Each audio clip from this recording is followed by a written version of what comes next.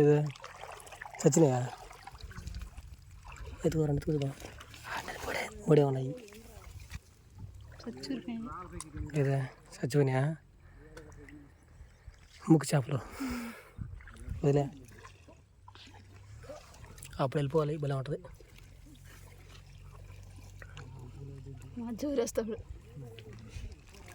ఇంకెందుకు నీళ్ళు పోస్తావు గాయత్రి? అట్లా బతికినా సాగు పదగా బరువు కదా. ఆపే తీసే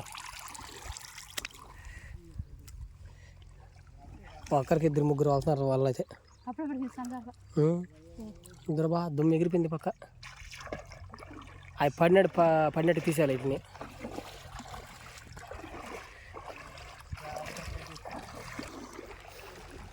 సో గాయత్రి బిడ్డ